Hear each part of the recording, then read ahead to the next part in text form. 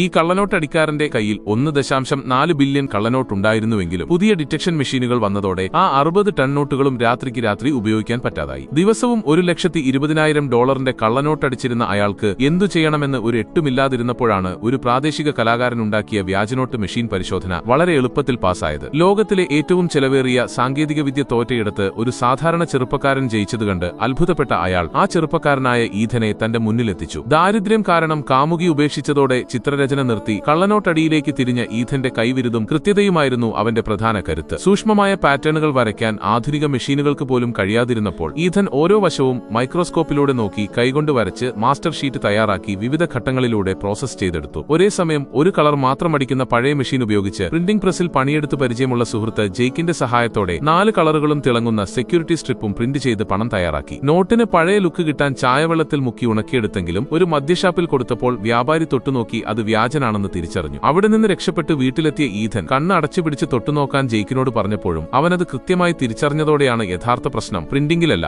മറിച്ച് പേപ്പറിലാണെന്ന് ഈഥന് മനസ്സിലായത്.